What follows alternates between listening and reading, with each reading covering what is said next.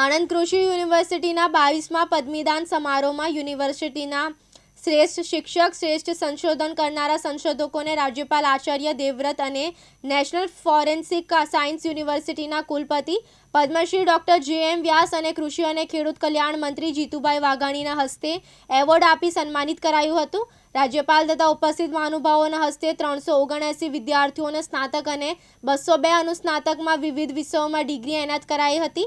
આ ઉપરાંત શ્રેષ્ઠ શિક્ષક, શ્રેષ્ઠ સંશોધન કરનારને એવોર્ડ તેમજ તેજસ્વી વિદ્યાર્થીઓને મેડલ્સ અને ઇનામોનું વિતરણ કરવામાં આવ્યું હતું. આણંદ કૃષિ યુનિવર્સિટી આપણી સૌથી જૂની કૃષિ યુનિવર્સિટી છે.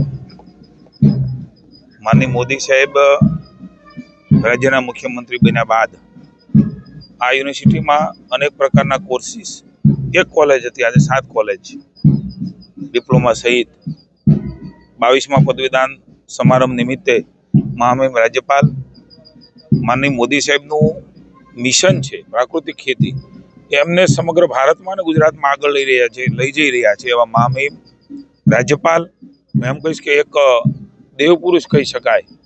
એ પ્રકારે મિશનમાં દરેક ગામમાં રાત્રિ રોકાણ કરીને માનનીય મોદી સાહેબના મિશનને આગળ લઈ જઈ જનજાગૃતિનું કામ, માનનીય મોદી સાહેબ વૃક્ષારોપણ હોય, સ્વચ્છતા અભિયાન હોય, અન્ય પ્રકલ્પો છે, આત્મનિર્ભર ભારત હોય, એમને આગળ વધારીને ગામમાં પ્રાકૃતિક ખેતી એ કેવી રીતે વધારી શકાય એના માટે નીકળી પડ્યા છે. અને આજે 580 જેટલા સ્નાતક અનુસ્નાતક જે આપણી આ આણંદ કૃષિ યુનિવર્સિટીમાં જેમણે ડિગ્રી પ્રાપ્ત કરી છે, એ ડિગ્રી એનાયત કરવા માટે દીક્ષાંત સમારોહમાં આવ્યા છે. મને આનંદ છે કે માની મહામહિમના હસ્તે ડિગ્રી પ્રાપ્ત કરવી એ જીવનનું સૌથી મોટું ઐતિહાસિક અને ગર્વનું કામ છે. માની ભૂપેન્દ્રભાઈના નેતૃત્વમાં આપણી યુનિવર્સિટીઓ દ્વારા પણ પ્રાકૃતિક ખેતીના રિસર્ચ થાય.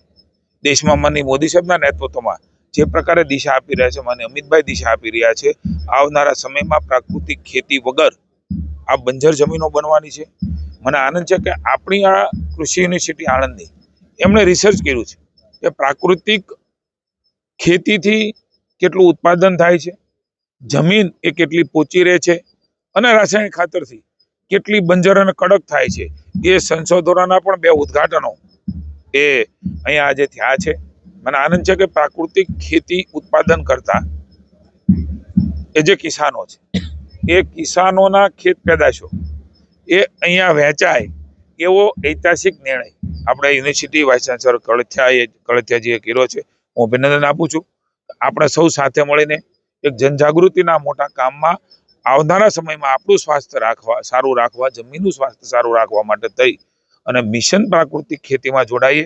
સૌ ડિગ્રી ધારકોને નવા એક જીવનમાં પગલ માંડી રહ્યા છે ત્યારે એ આત્મવિશ્વાસ સાથે, ગૌરવ સાથે મોદી સાહેબના નેતૃત્વની અંદર દેશ વિશ્વગુરુના સ્થાને બેસે ત્યારે કૃષિ ઉત્પાદન થકી અર્થતંત્ર વધારે મજબૂત બને એ દિશામાં એ ચોક્કસ આગળ વધશે. ખૂબ શુભકામનાઓ. Thank you. મારું નામ ઝાલા ઓમદીપસિંહ નિતેશસિંહ છે અને હું મેથાણ ગામ સુરેન્દ્રનગરથી છું.